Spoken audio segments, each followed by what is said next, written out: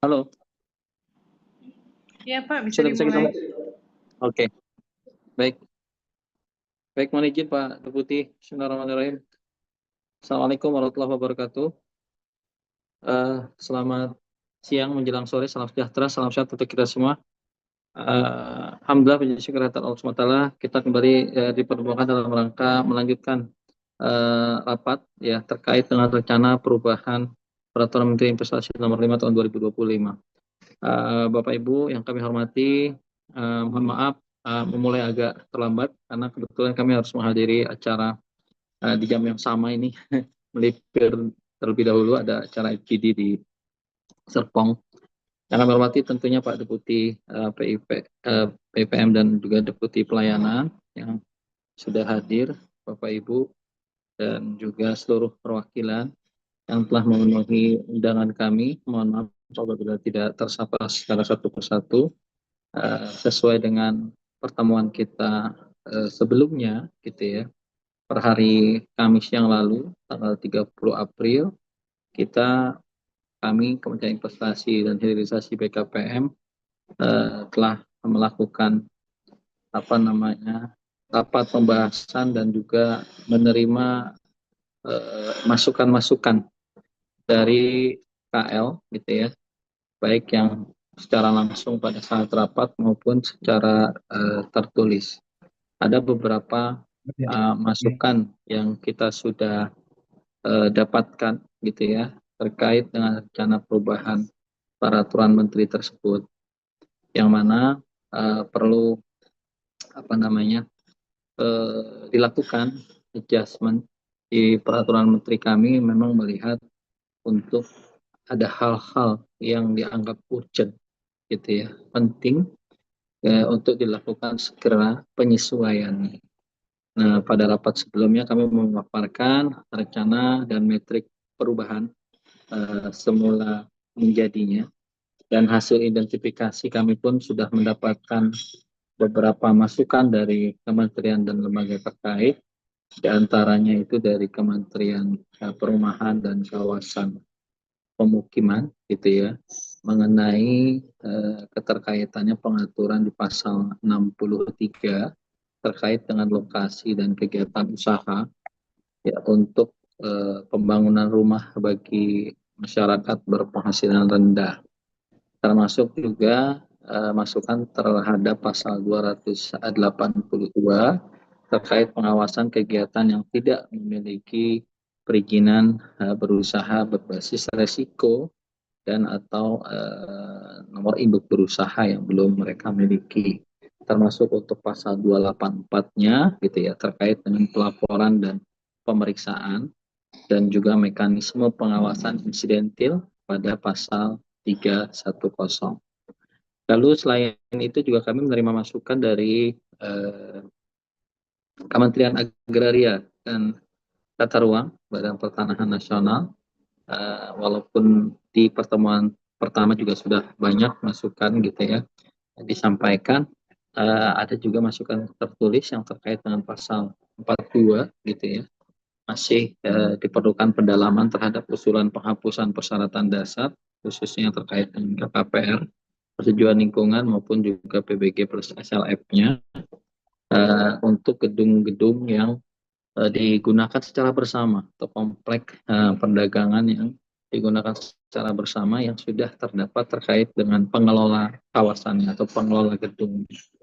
Lalu juga memberikan masukan terkait dengan pasal 45 terkait pernyataan mandiri, pasal 46 terkait dengan persetujuan KKPR dengan mempertimbangkan skala usaha, lalu juga pasal 48 gitu ya terkait dengan berita acara sebagai dasar rekomendasi penerbitan konfirmasi KKPR, lalu pasal 63 terkait dengan PKKPR kondisi tertentu, pasal 345 ya terkait pembatalan dan pemutakhiran KKPR yang akan tentunya diatur lebih lanjut melalui Permen ATR BPN. Lalu juga ada selain itu dari Kementerian Haji dan Umroh terkait dengan nomenklatur peraturan badan yang terkait pelaksanaan tugas pemerintahan di bidang penyelenggaraan jaminan produk halal. Jadi terkait dengan hal tersebut, Bapak Ibu terima kasih. atas input dan masukannya. Ini menjadi concern kami. Seperti yang kami sampaikan di rapat sebelumnya, ini kita masih menjaring masukan gitu ya. Kalau rapat sebelumnya adalah kick off, ini adalah lanjutannya sebelum nanti kita masuk ke proses harmonisasi lebih lanjut gitu ya. Sehingga nanti diharapkan proses harmonisasi sudah merespon masukan-masukan dari setiap concern yang disampaikan oleh kementerian dan lembaga teknis terkait. Dan kita harapkan proses harmonis sehingga tidak memakan waktu proses yang lebih lama lagi. Karena kita pun dikejar waktu, timeline ataupun deadline gitu ya, di bulan Mei ini sudah harus bisa diterapkan perubahan atas peraturan Menteri Investasi nomor 5 ini. Mohon izin Pak Deputi, Pak Andi, kami mungkin tidak bisa mengawal secara langsung sampai selesai Pak rapat hari ini. Kebetulan kami diminta untuk menghadiri rapat kegiatan yang lain. Nanti akan dilanjutkan oleh tim teknis kami yang berada di kantor. Seperti itu Bapak. Baik, Bapak Ibu, demikian mungkin sebagai pengantar. Silakan Mbak Maria atau Mbak Murni.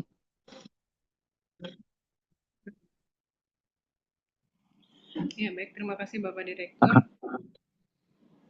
Suaraku terdengar? Oke. Bapak Ibu, terima kasih.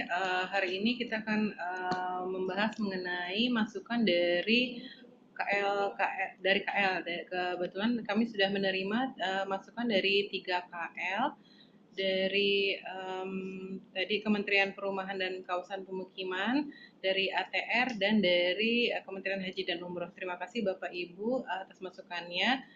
Mungkin dilanjut langsung di pasal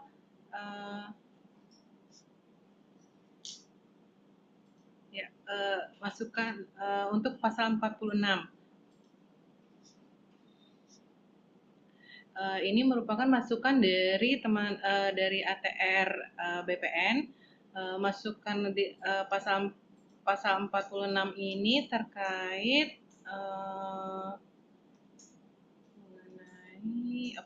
mengenai KKPR yang mempertimbangkan skala kegiatan usaha dan atau tingkat risiko. Mungkin dari teman-teman ATR BPN.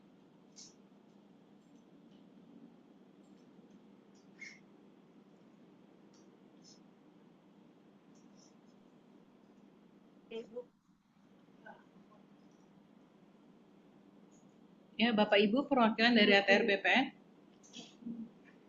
Hadir, Bu. Tes. Apakah suara saya terdengar, Bu? Ibu suaranya izin tidak terdengar, kurang jelas. Oh, sekarang sudah?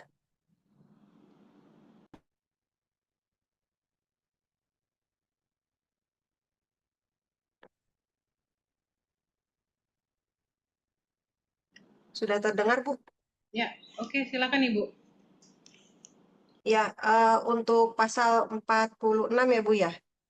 Di sini kami mengusulkan karena sebenarnya mempertimbangkan di PP 28 ya, Bu ya. Jadi PP 28 itu memang uh, pembagian kewenangan penerbitan yang memang baru diatur secara detail itu hanya untuk perizinan berusahanya. Sedangkan untuk penerbitan persyaratan dasar itu kan memang belum diatur. Sehingga mungkin baru diatur lebih rinci di Permen 5 ini gitu ya. Dengan menyebutkan terhadap parameter wilayah gitu, kewilayahan. Jadi kalau lintas wilayah provinsi itu kewenangan pusat, lintas wilayah kabupaten kota kewenangan gubernur untuk KKPR, dan tidak lintas itu menjadi kewenangan bupati wali kota. Nah, mungkin di sini kami ingin menambahkan parameter, Ibu. Jadi parameternya itu tidak hanya lokasi atau wilayah administrasi ya, tapi juga kita mempertimbangkan skala kegiatan usaha dan tingkat risiko kegiatannya. Seperti itu. Ya, baik Ibu, terima kasih. Jadi ini kan lebih detail. Mungkin nanti izin Bu, apakah nanti ada peraturan ATR yang akan membahas lebih detail mengenai ini, Bu? Ada. Mungkin nanti kami juga akan merincikannya di Permen ATR yang sedang direvisi saat ini, Bu. Baik, Ibu izin berarti ini lebih ke arah bridging permen kita untuk apa ya istilahnya melihat juga permen dari ATR gitu kan ya Bu ya? Iya. Baik, mungkin teman-teman dari DJ Jasa Kawasan, Mbak Melisa atau ada tanggapan?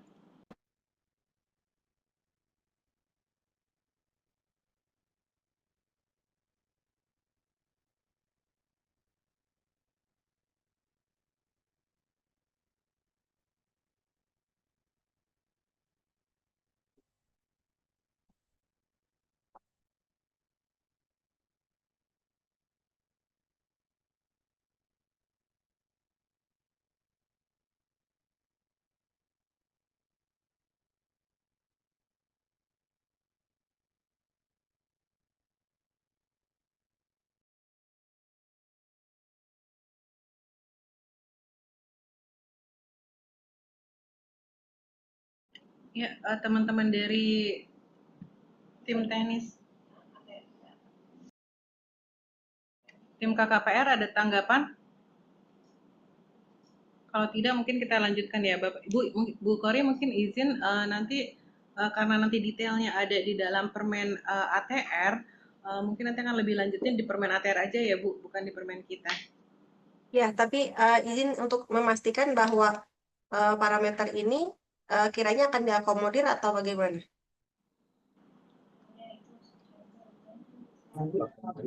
Nanti ini perlu lebih detail lagi dari tim KPR ya Bu ya. Kebetulan belum hadir nih.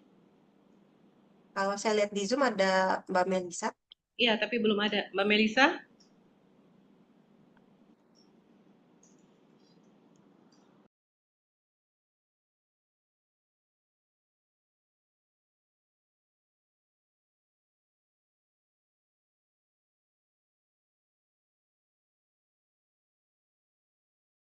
Baik, yang sama-sama kita hormati Pak Didi, Pak SKM Senior yang hadir secara daring.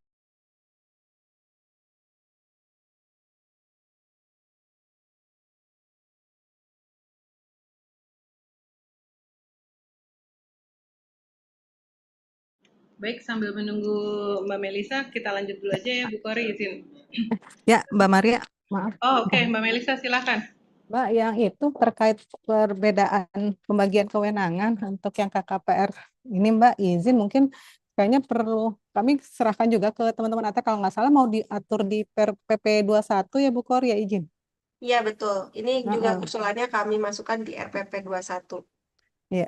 Jadi izin Bu Kori, Bapak Ibu. Jadi kalau untuk yang pembagian kewenangan ini, nah kalau dari kami kan sebenarnya mengikuti juga aja Bu dari teman-teman ATEN untuk selaku pembina untuk KKP. Nah, cuma untuk dengan mempertimbangkan skala usaha dan tingkat risiko ini, apakah kalau di permen kita nih, mohon izin Mbak Maria, kalau mohon masukannya juga, apakah kiranya kita tidak perlu mencantumkan ataukah misalnya kita hanya cukup bilang akan diatur lebih lanjut di PP 21 atau seperti apa gitu Bu Maria. Jadi kalau takutnya di sini akan ada interpretasi yang kita mungkin harus lebih detail lagi untuk mempertimbangkan skala usaha dan tingkat risiko ini Bu.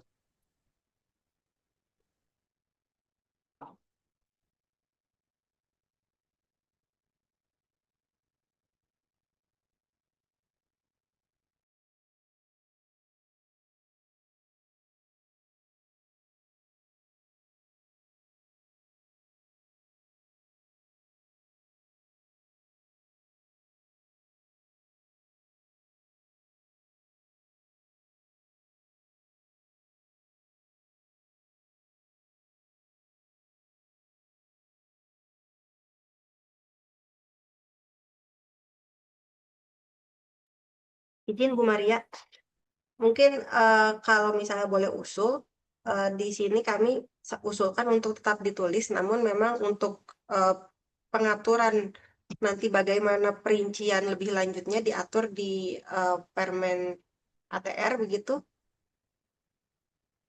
supaya di sini tidak perlu dirinci lagi gitu. Yang penting ada bridging saja gitu nanti supaya antar permennya ini sinkron.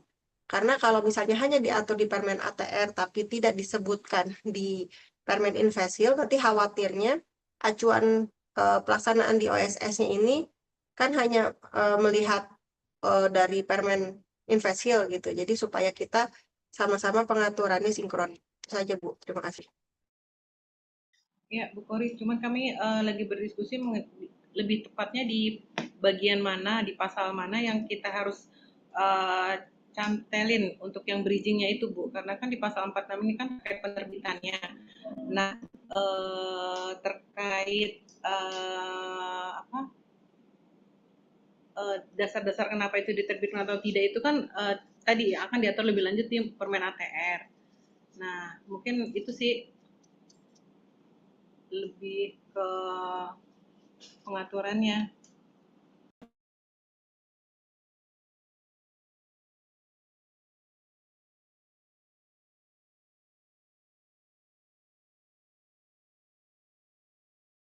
Baik, Bu Kori, kita ngerti sih maksudnya dari masukan dari teman-teman ATR. Nanti kita akan bahas lebih detail lagi ya di pasal, lebih tepat di pasal yang mana bridging apa tadi masukan dari ATR ya. Oke, lanjut kemudian. Ya, ini pasal 63 masukan dari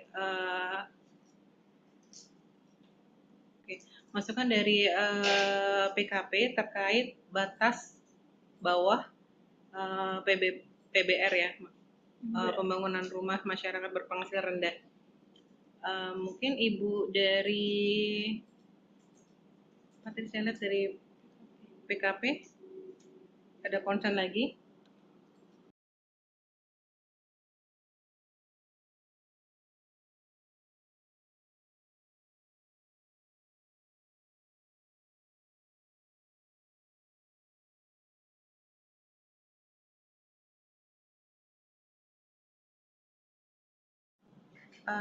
Dari PKP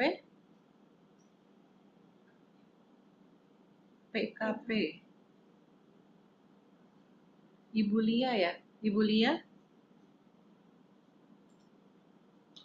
Jika tidak mungkin dari teman-teman pelayanan.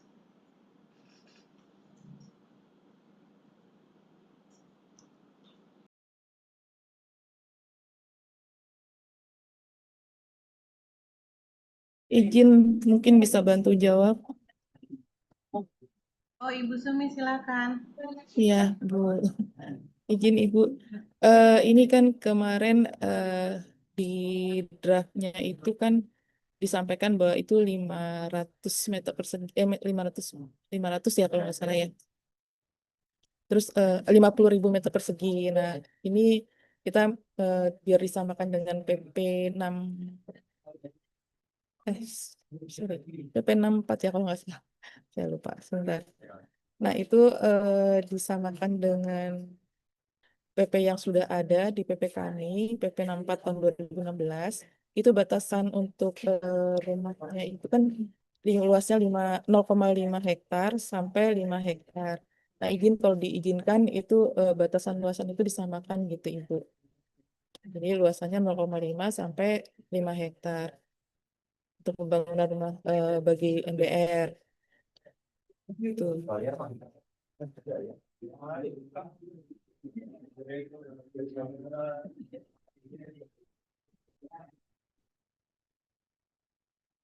Halo? Ya, Ibu. Ya. Jadi memang ini diharapkan untuk mencegah terjadinya klaster-klaster kecil yang kemungkinan nanti akan berdampak sprawl gitu. Jadi diharapkan ada batas bawahnya juga selain batas tidak lebih dari 5 hektar itu. Dan ini kan kalau di sini biasanya kemarin kami mengusulkan yang di persetujuan lingkungan itu batasannya 5 hektar atau sama dengan lebih kecil atau sama dengan 5 hektar. Seperti itu atau apakah mau disebut seperti itu atau bisa disamakan gitu loh. Itu yang nomor 1. Kemudian yang nomor 3 itu kami mengusulkan terdapat surat keterangan lokasi usaha untuk pembangunan rumah bagi masyarakat berpenghasilan rendah yang dikeluarkan itu dituliskan menjadi eh, tertulis, sorry. Istilah dikeluarkan itu menjadi diterbitkan. Kemudian oleh Dinas Pekerjaan Umum dan Tata Ruang itu kami mengusulkan perangkat daerah yang menyelenggarakan urusan pemerintah di bidang perumahan dan kawasan pemukiman. Karena dinas yang mengeluarkan itu belum tentu Dinas Pekerjaan Umum, Bu, tapi bisa apa namanya macam-macam. Jadi kami mengusulkan perangkat daerah yang menyelenggarakan urusan pemerintahan di bidang perumahan. Seperti itu, Ibu. Masukan kami yang di nomor 1. Yang di nomor 2 sama juga itu usulannya penyebutannya aja pada batas bawah dan batas akhirnya 0,5 hektar sampai dengan 5 hektar.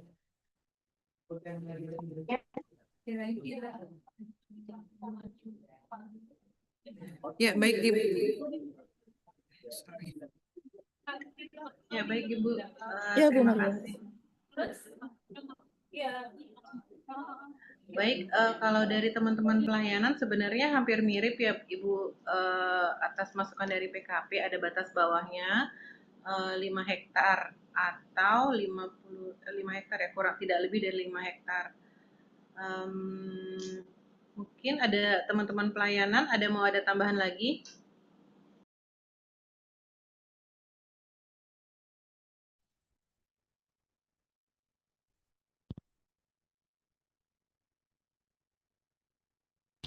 Halo, izin Bu Maria. Ya Ibu silakan. Dengan Ica Bu dari pelayanan. Memang awalnya kita minta ada batas bawahnya, seperti yang disampaikan dari eh, Ibu Ibu Ibu Dewi Sumi tadi, dari Ibu Sumi. Nah, kalau memang sekiranya itu bisa diakomodir di sini Bu, ya nggak apa-apa juga sih Bu. Batas bawahnya itu si 0,5 hektar itu. Baik, makasih Mbak Ica. Tapi mungkin concern dari kemarin yang sudah disampaikan Pak Dir sebelumnya, ketika ini kan KKPR kondisi tertentu ada batasan di 5 hektar. Bagaimana dengan ketika kondisi 0 sampai 5 hektar? Nah, itu gimana tuh untuk teknis KKPR-nya?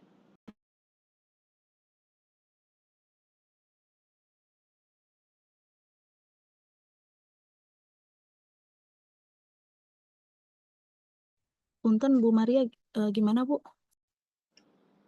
Ya izin Mbak, jadi ketika ini kan KKPR kondisi tertentu untuk batas bawahnya adalah 5 hektar. Nah, bagaimana ketika di bawah 5 hektar pengaturannya untuk KKPR-nya seperti apa? Batas bawahnya 0,5 hektar Bu. Paling banyak itu 5 hektar. 0,5-nya Mbak yang di batas bawah. Paling Iya, sedikit 0,5 hektar. paling sedikit 0,5 hektar, paling banyak 5 hektar untuk dia bisa mengajukan MBR. Iya, dengan KKPR kondisi tertentu. Iya kan ya Mbak ya? Iya, betul, betul. Nah, bagaimana dengan kalau kondisinya yang kemarin di rapat kita kemarin sebelumnya, bagaimana kondisinya ketika luasannya kurang dari 0,5 hektar itu?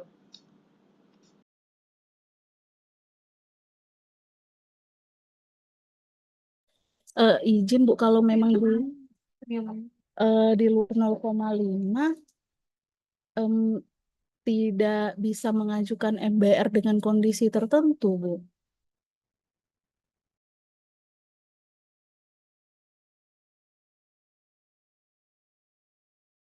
Jadi pakai penilaian ya Mbak ya?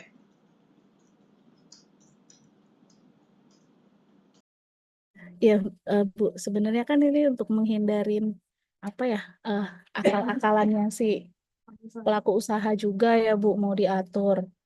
Ya mohon, ya sudah mohon arahan aja deh Bu, gimana ininya, gimana baiknya, apakah tetap dicantumkan batas bawahnya atau tidak? Baik, mungkin kami mintakan pendapat yang lain dari Kemenko atau mungkin dari Setdukap. Baik, Mbak Maria ya. Ya, ya Pak, silakan Pak. Kalau saya ya, Ini nggak tahu sih sebenarnya di lapangan itu ada nggak sih pelaku usaha yang membangun apa kawasan masyarakat perumahan bagi masyarakat berpenghasilan rendah itu di bawah 0,5 hektar gitu ya. Apalagi kalau ada kondisi-kondisi tertentu nih, misalnya memang mengharuskan ada beberapa masyarakat yang memang nggak banyak gitu ya, masyarakat yang memang mau diberikan fasilitasi pembangunan MBR, rumah MBR ini di bawah 5.000 meter gitu ya. Itu sih kalau saya ada konsekuensi kalau misalnya dia nggak boleh di bawah 0,5, berarti kalau ada kebutuhan tertentu seperti apa nanti gitu ya, yang di bawah 5.000 meter, apakah harus dengan penilaian kok untuk masyarakat yang berpenghasilan rendah dengan apa luasan yang juga kecil gitu ya, kok kenapa malah lebih susah daripada yang luasannya lebih besar gitu. Ini saya nggak tahu argumen ininya ya, argumen kenapa dimunculkan batasan bawahnya sih. Itu aja pertimbangan Mbak Maria. Kalau ini saya onggo saja sih teknisnya seperti apa gitu ya. Emang kebutuhannya memang darurat bahwa dia memang nggak boleh di bawah 0,5 hektar karena apa-apa-apa gitu ya. Ya itu aja sih Mbak Maria kalau saya monggo. Tapi pertimbangan kalau saya kalau eh, ada nggak kasus-kasus yang memang di bawah 5.000 meter yang memang benar-benar diperlukan untuk MBR gitu ya. Makasih. Baik, Pak Vito, terima kasih. Bu Sumi atau Bu Lia bisa memberikan tanggapan. Sebenarnya ada nggak sih rencana apa ya pelaku usaha yang akan bergerak sebenarnya akan bergerak di bawah 0,5 hektar itu, Bu? Atau memang ketika ada batasan otomatis tidak ada yang mengajukan?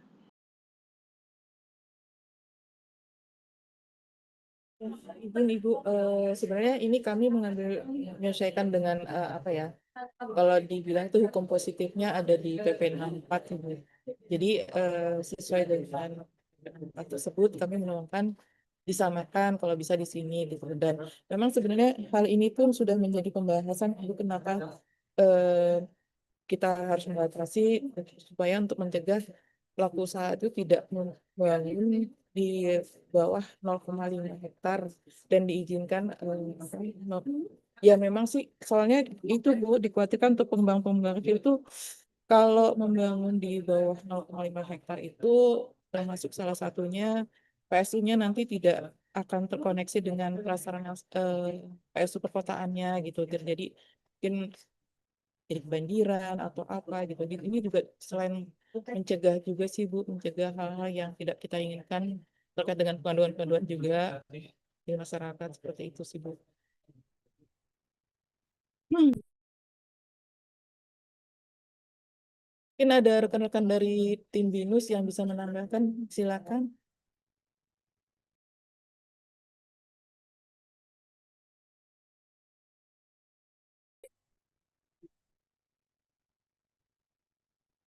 Izin Bu Maria, Bapak silakan. ya Rizky dari wilayah 1. Kalau tadi pertanyaannya spesifik untuk ada nggak sih untuk perumahan di bawah 0,5 hektar saat ini terutama di wilayah Jabodetabek itu ada banyak dengan konsepnya townhouse 15 dari mulai 12 sampai 20 rumah. Itu wilayahnya di bawah 0,5 hektar. Itu kalau cuma apa menjawab pertanyaan tadi dari Pak Vito. Terima kasih.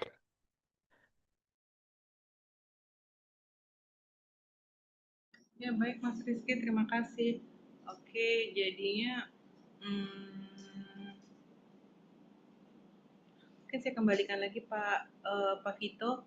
Jadi sebenarnya memang kita mau ada batas bawah atau tidak itu gimana ya Pak ya? Ya gitu sih Mbak, ternyata kan tadi disampaikan Pak Rizky ya, bahwa di Jabodetabek banyak gitu yang di bawah 5.000 meter sih sebenarnya. Kalau untuk masyarakat MBR ini loh, itu yang jangan sampai kemudian kok malah saya lebih kecil, kok malah saya lebih susah ya mengajukan KKPR-nya ya gitu. Itu aja sih Mbak pertimbangannya Mbak ya. Tapi mohon kalau memang ini nanti disampaikan ke pimpinan saja Mbak untuk Baik, apa dimintain pandangannya Pak. Makasih. baik terima kasih Pak Vito. Tapi mungkin tadi yang Pak Mas Rizky sampaikan bukan terkait masyarakat berpenghasilan rendah ya Pak ya. Tapi oke, mungkin ini kita lanjut aja. Jadi mungkin tadi latar belakang dari Izin Bu Maria, itu untuk ya. masyarakat berpenghasilan rendah ada banyak yang di bawah 500 juta, Mbak. Terima kasih. Dan justru yang tadi saya sampaikan itu memang ditujukannya untuk target penghasilan apa rata-rata UMP.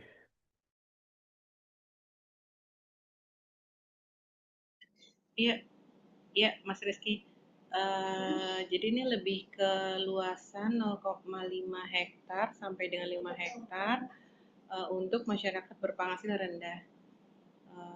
Ini kalau misalnya tadi dari teman-teman PKP sih sebenarnya ini dalam rangka supaya tidak menjadi apa tadi ya kantong-kantong apa kantong-kantong kumuh ya.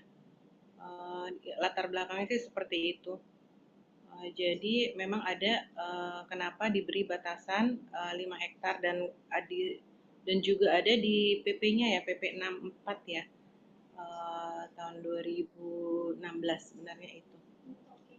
Oke baik nanti mungkin ini kita putuskan aja ikut alternatif masukan dari PKP. Lanjut.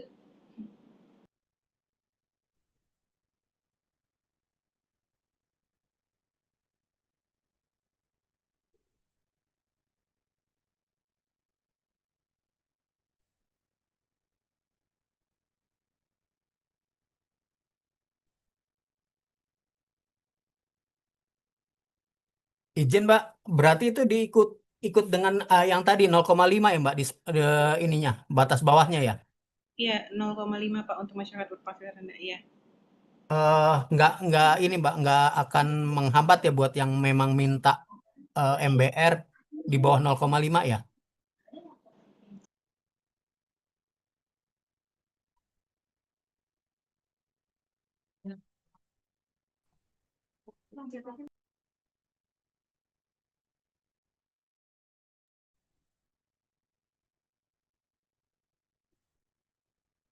Izin mungkin dari teman-teman pertanahan, Mbak Maria kalau boleh menyebutkan, saya sambil buka pasal apa PP 64-nya, itu ada di pasal berapa ya? Ketentuan batas atas, batas bawahnya. Di pasal 2 Mas. Di batas bawahnya. Jadi Pak Vito izin untuk yang pasal 63 ini kan memang tujuannya itu untuk mempermudah dalam rangka KKPR kondisi tertentu untuk masyarakat berpenghasilan rendah. Sebenarnya tujuannya itu sih Pak. Jadi karena tadi ada dasarnya PP 64 ada batas bawah, maka sebenarnya awalnya teman-teman pelayan memang mengusulkan ada batas bawah dan ternyata diperkuat juga oleh teman-teman PKP mengusulkan ada batas bawah. Sebenarnya itu sih Pak. Tapi ini kami akan raise lagi ke pimpinan terkait hal ini ya Bapak Ibu. Mungkin bisa dilanjut, silakan. Ya Mbak, mungkin bahasanya bukan disepakati kali ya Mbak, tapi untuk dikonsultasikan atau dilaporkan ke pimpinan gitu ya. Ya, baik Pak, siap.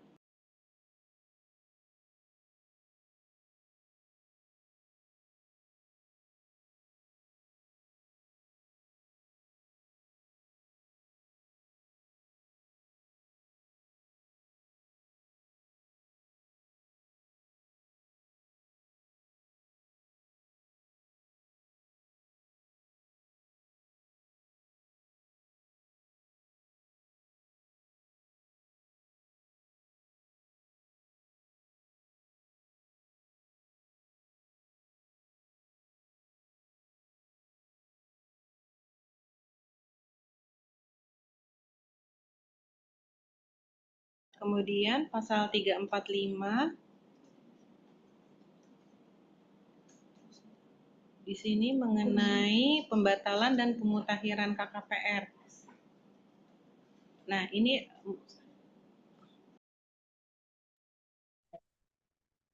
terkait dari KKPR ya, karena kan di pasal 345 ini mengenai pembatalan pencabutan. Mungkin dari Bu Kori atau Mas Rizky Ini karena ada terkait pembatalan dan pemutakhiran KKPR, silakan Mas atau Bu Kori, silakan. Baik, terima kasih Bu Maria kesempatannya. Ya, ini salah satu masukan yang kami sampaikan ya lewat surat yang ditujukan ke Direktur Deregulasi. Memang untuk pembatalan pemutakhiran ini kan yang diatur secara rinci di Rapermen ini kan baru untuk perizinan berusahanya. Sementara untuk perizinan dasarnya kan ini belum diatur secara lebih rinci ya, Bu. Gitu. Jadi khusus untuk persyaratan dasar yang KKPR darat, mungkin ini eh, dapat kita sepakati atau seperti apa nanti sifatnya karena di kami kan mengatur juga pembatalan dan pencabutan ini lebih tepatnya nanti dengan melibatkan teman-teman di Jen PPTR juga di tempat kami. Artinya di sini kalau memang kan seperti perpanjangan dan pemutakhiran ya saat ini gitu. Kan kita masing-masing punya SE nih gitu. Untuk di BKPM juga ada SE perpanjangan gitu ya, pemutakhiran untuk konfirmasi dan PKKPR tanpa penilaian. Sementara di kami pun ada gitu SE-nya. Nah, untuk pembatalan dan pencabutan ini, apakah nanti dimungkinkan satu, kita ada pembagian urusan, atau memang ada bridging. Yang kedua itu bridging seperti tadi gitu. Nanti pembatalan pencabutan untuk KKPR darat itu kami atur di Permen ATR. Seperti itu Bu Maria. Baik, baik Mas Rizky atau teman-teman Dalak ada komentar?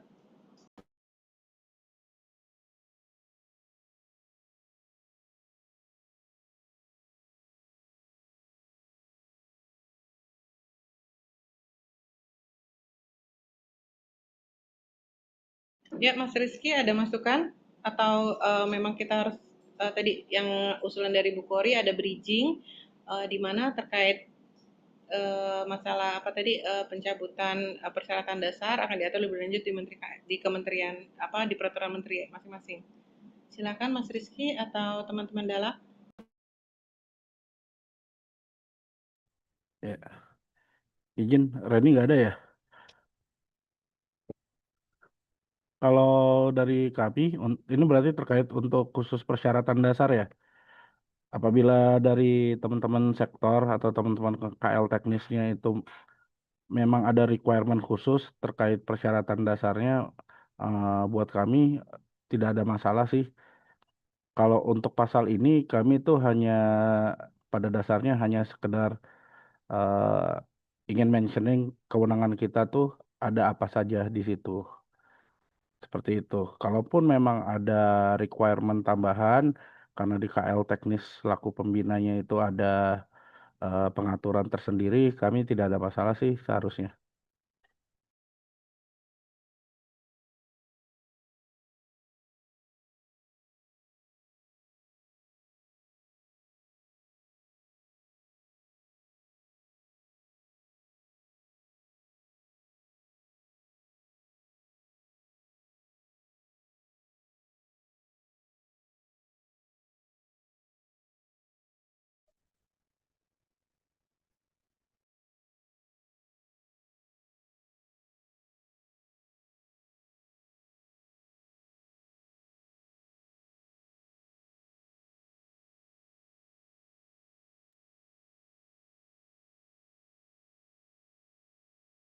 Berarti ini akan nambah ayat lagi ya, Mbak Maria seharusnya. Untuk leg spesialisnya di persyaratan dasar ya, yang terkait PKKPR ya.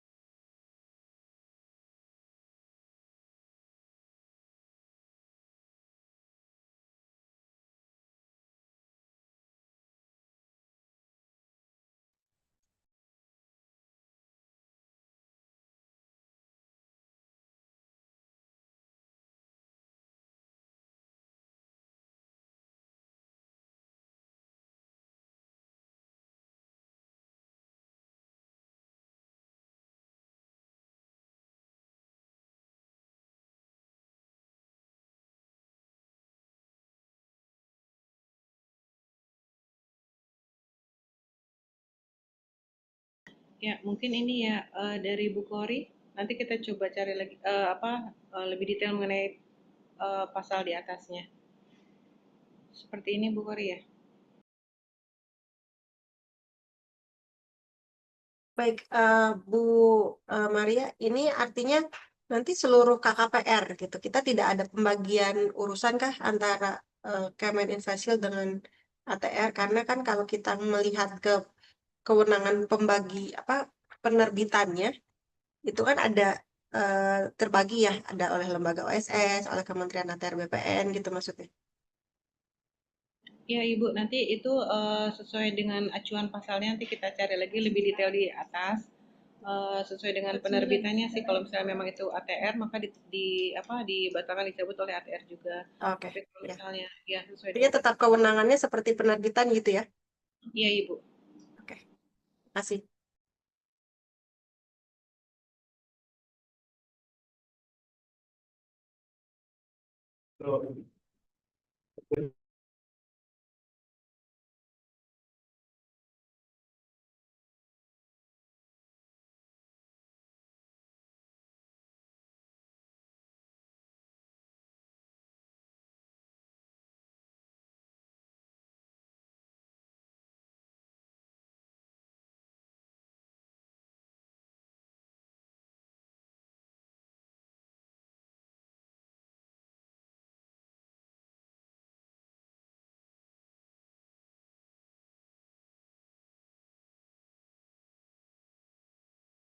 Oke Bu Kori, ada concern lagi Bu terkait masukan dari ATR?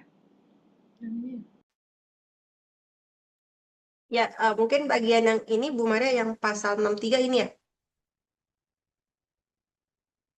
Ini mungkin kalau misalnya memang tidak putus di diskusi hari ini, nanti mohon di em, arahan pimpinan seperti apa gitu.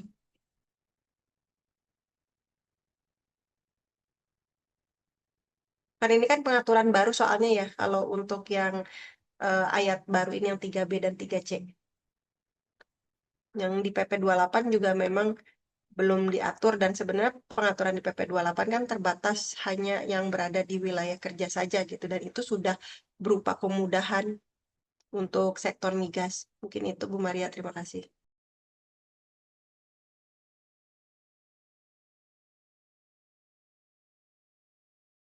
Ya baik, eh, dari teman-teman jasa kawasan gimana? Ada masukan juga nggak?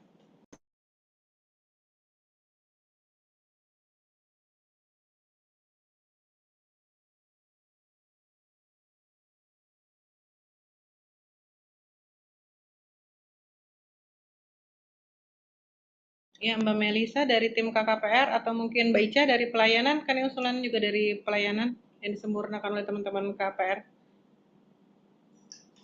Ada tambahan atau gimana?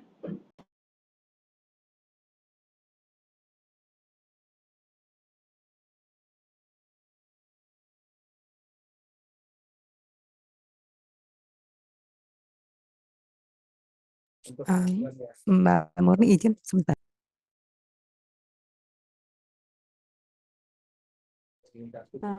Bu Kori izin, mungkin yang untuk di luar wilayah kerja ini Bu Kori mungkin sedikit menambahkan dari teman-teman pelayanan. Jadi mungkin yang dimaksud di luar wilayah kerja ini memang tadinya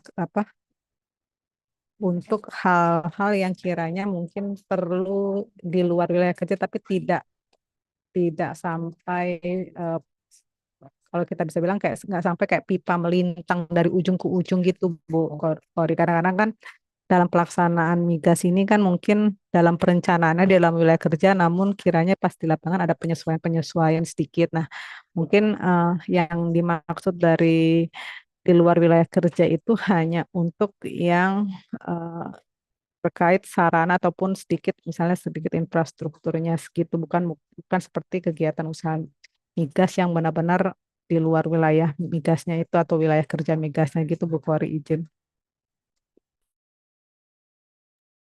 Tapi kalau dari pengaturannya Bu Melisa, ini sebenarnya seperti permohonan yang berdiri sendiri gitu.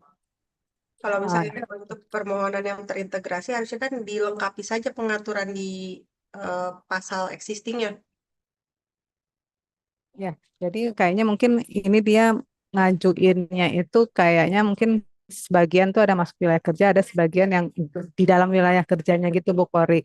Nah, itu mungkin kiranya bisa diakomodir nggak Bu Kori? Misalnya mungkin kayak pipanya mungkin di dalam wilayah kerja melintang, tapi mungkin ada satu sarana yang kiranya tersambung dengan wilayah kerjanya itu, tapi harus berada sedikit di luar wilayah kerja. Kalau kayak gitu, kiranya hal ini sih sebenarnya yang pengen dicoba dibantu di dalam KKP kondisi tertentu yang untuk yang migas ini. Nah, kalau itu kan sebenarnya gini ya Bu Melisa, sama dengan prinsipnya yang apa prinsip penerbitan kemudahan KKPR yang sudah diatur sebenarnya di Permen Invest 5 ini kan sebenarnya.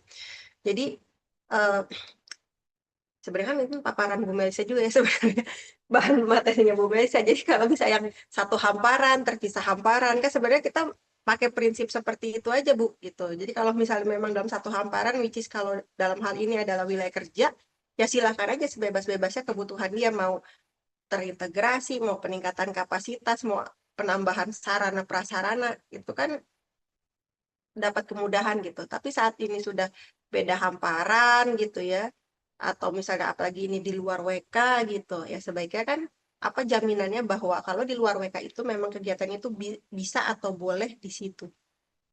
Mungkin makanya dengan pertimbangan seperti itu, kami mengusulkan apabila di luar WK berlaku mekanisme penilaian. Karena kemudahan untuk migas ini hanya untuk yang lokasinya di wilayah kerja. Gitu Bu Melisa.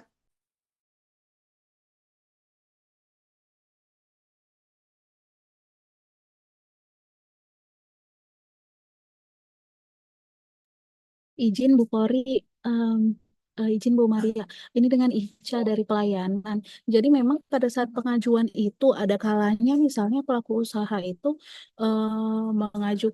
mengajukannya dengan peta poligon tertentu. Nah ternyata waktu kita cek itu ada sedikit dia yang melampaui melewati WK-nya itu gitu Bu. Jadi akan diajukan ulang untuk si yang melewati WK itu gitu Bu Kori, izin Bu.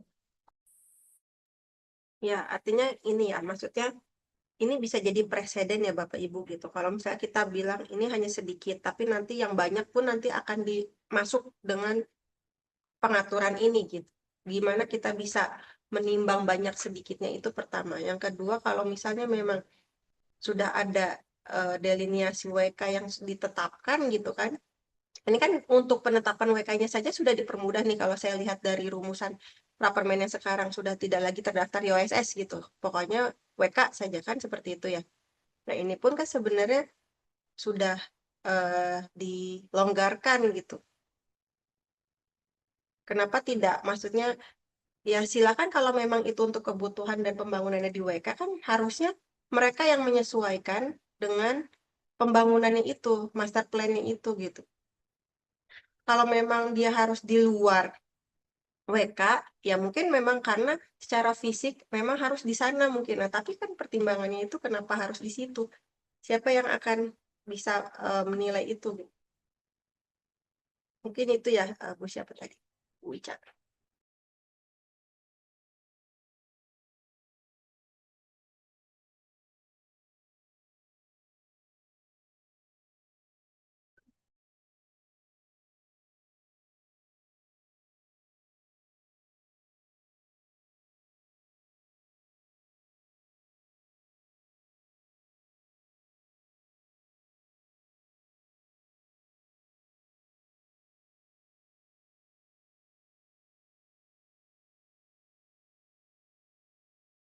Iya, terima kasih Bu Kori, izin Bu. Berarti untuk yang misalnya tadi ada yang melintang melebihi WK itu, berarti dia akan mengajukan penilaian untuk yang melebihi WK itu gitu ya Bu ya? Iya, betul. Oh ya, izin Bu Kori, izin Bu Maria, nanti ini akan kami laporkan ke pimpinan dulu, boleh nggak Bu?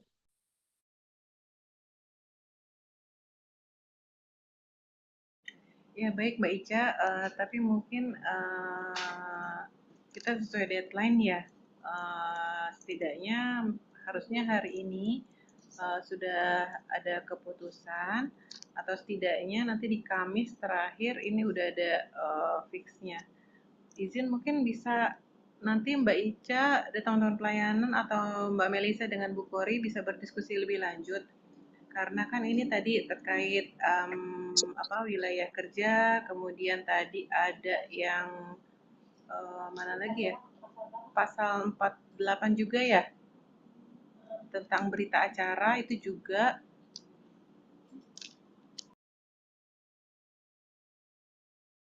Izin Mbak Maria kalau boleh yang terkait berita acara. Ya, monggo. Ya, izin Bu Kori, kalau untuk yang terkait berita acara mungkin kan kita sebelumnya sempat didiskusikan dengan rekan-rekan ATR juga Bu Kori, izin mungkin yang akan menjadi concern kiranya di mana ya Bu Kori, izin karena kan yang kayak beberapa misalnya untuk terkait yang kita akan nilai substansi dari ini kan kiranya kan memang untuk mengakomodir beberapa RDTR yang memang tidak mencakup KBLI-nya di dalam RDTR karena kan kita tahu RDTR yang tertanam ini saat ini kan masih bisa kita bilang belum sesempurna bisa membaca seluruh kegiatan usaha yang tercakup yang ataupun yang diajukan oleh pelaku usaha. Nah, jadi memang untuk ini kan untuk menjawab dan membuat ketentuan-ketentuan yang sebagaimana selama ini kita fasilitasi terkait adanya permasalahan pelaku usaha di dalam lokasi EDTR yang sudah terintegrasi, Bu Kori.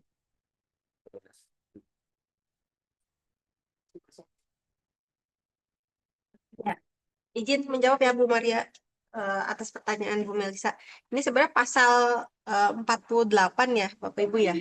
Memang tidak ada di tabel DIM ini.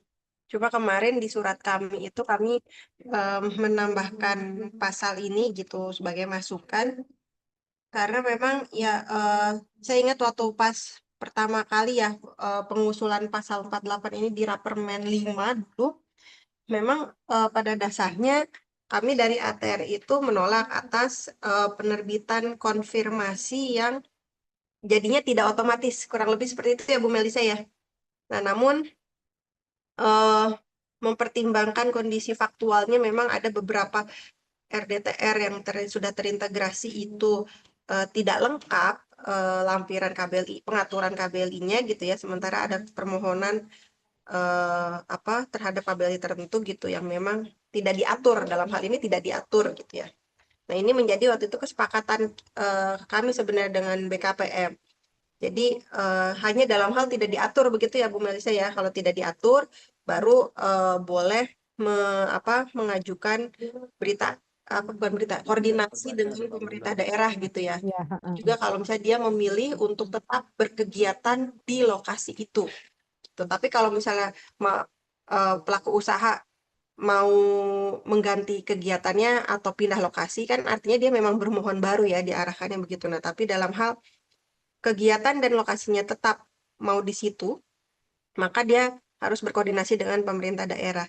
Nah, ini sebenarnya saat ini pengaturan lebih lanjutnya ini kan diatur secara lebih rinci saat ini masih di SE Dijen Tata Ruang ya atas nama Menteri gitu.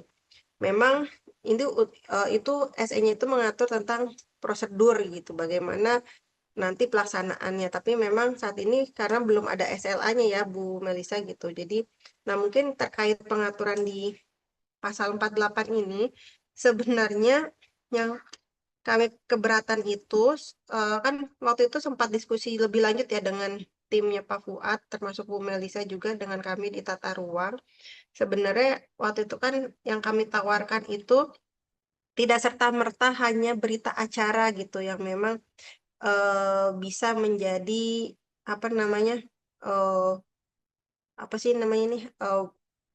dokumen yang pada akhirnya konfirmasi KKPR itu bisa terbit dengan disetujui di lokasi itu gitu. Yang harusnya ditolak gitu ya. Misalnya tadinya ditolak terus tapi ini hanya berita acara. Nah, sebenarnya waktu itu kan kalau kami mengusulkan itu harusnya ada perubahan dari sisi RDTR-nya gitu. Karena RDTR ini kan ada yang masih perda mungkin ya kalau yang lama-lama, kalau yang sekarang ini kan peraturan kepala daerah gitu. Nah, artinya seyogyanya memang produk KKPR ini dalam hal ini adalah konfirmasi, ini kan terbit berdasarkan peraturan perundang-undangan RDTR gitu. Jadi ya sebaiknya memang diikuti dengan perubahan di RDTR-nya, apalagi nanti di revisi PP 21 yang saat ini sedang berjalan penetapannya, ini diusulkan adanya revisi parsial gitu. Jadi jika memungkinkan, sebaiknya ini diperkuat gitu. Jadi oke, sementara ini BA, tapi di satu sisi memang dipersyaratkan RDTR-nya itu juga direvisi. Seperti itu Bu Melisa maksudnya. Jadi tidak hanya berita acara yang dapat meng-override gitu perda atau perkada tentang RDTR. Mungkin begitu Bu Maria, terima kasih.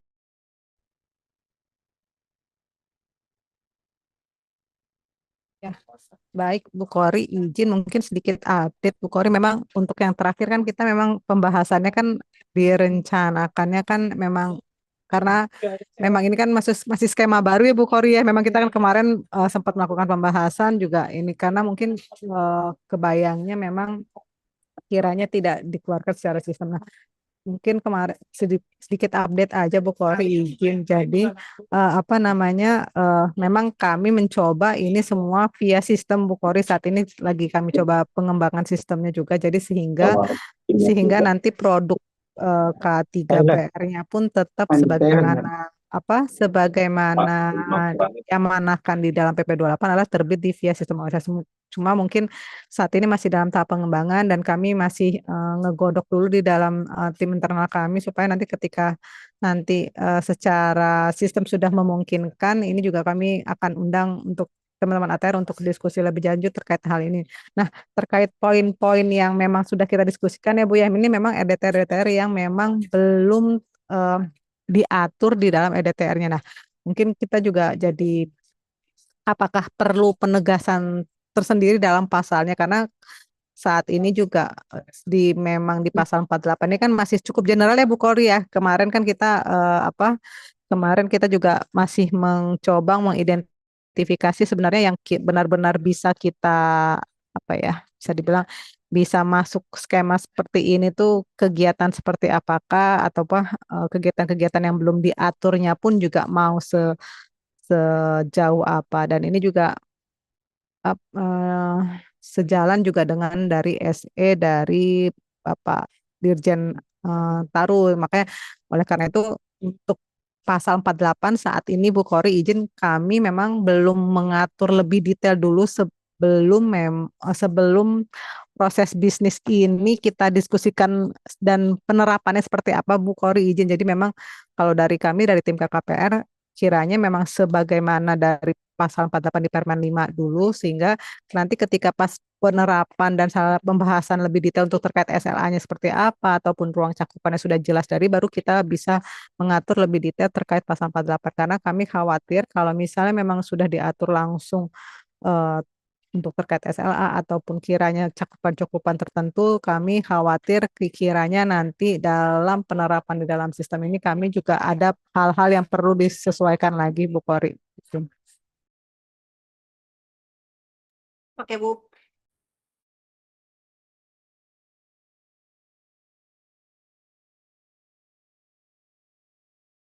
Baik, Bu Kori ada tanggapan lagi dari masukan berapa ya? Menteri ATR, silakan Ibu. Apa udah cukup Ibu ya? Bu Maria, mungkin sebenarnya ada satu masukan kami yang tidak berupa tabel tapi di badan suratnya gitu. Waktu itu kami mungkin kami mengusulkan ini yang nomor 1A. 1A ada 1B. Jadi kami mengusulkan mungkin diperlukan adanya pengaturan begitu ya terkait ketentuan KBLI yang digunakan untuk bermohon KKPR bagi kegiatan utama, kegiatan pendukung, atau kegiatan apa sarana prasarana PBUMK-nya gitu. Karena kami jujur saja ini saat apa namanya mengolah permohonan gitu ya. Jadi ini memang ada yang KBLI-nya apa, tapi jenis kegiatan yang dimaukan sebenarnya apa gitu. Jadi ada yang tidak inline gitu. Nah, mungkin ini juga waktu itu kami pernah berdiskusi dengan Pak Dirdendi. Memang infonya saat ini tuh sudah dibatasi ya beberapa KBLI yang dapat digunakan untuk apa namanya untuk memohon KKPR bagi kegiatan pendukung ini gitu. Nah, jadi artinya kan mungkin apakah memang ada pembatasan atau sifatnya seperti apa? Nah, ini mungkin mohon ketentuannya dilampirkan juga di Permen ini supaya nanti saat misalnya memang kami menemukan adanya KBLI yang dimohonkan dengan kegiatan yang tidak sesuai gitu. Nah, kami akan ada dasarnya gitu untuk mengkaji hal tersebut. Itu satu. Lalu yang kedua, eh, sebenarnya yang ingin kami tanyakan lagi adalah bagaimana sih ketentuannya gitu ya. Kalau misalnya memang ada perubahan data perizinan, karena kan di Permen ini kan juga mengatur ada perubahan data ya di perizinan berusahanya atau seperti apa. Nah, itu terhadap KKPR-nya itu seperti apa gitu. Ini yang juga belum diatur di Permen ini. Terima kasih.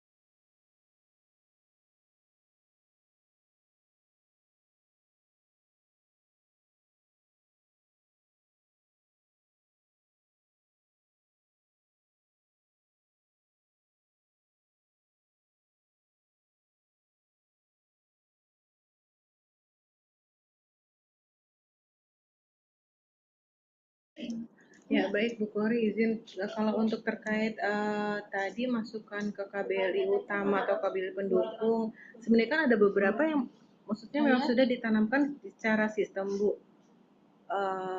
Untuk KBLI yang mana yang bisa masuk KBLI pendukung. Jadi misalnya ketika dia ada KBLI tertentu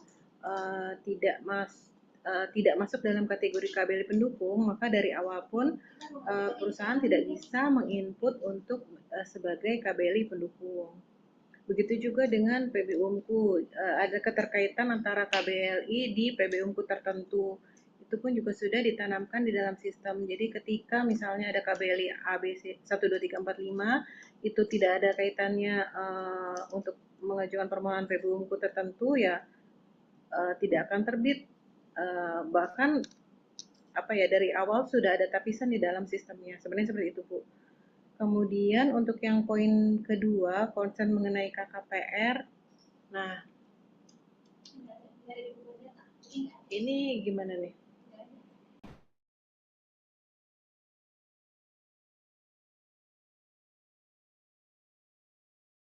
Terkait mempertegas ketentuan pemutakhiran KKPR apabila terdapat perubahan data perizinan berusaha.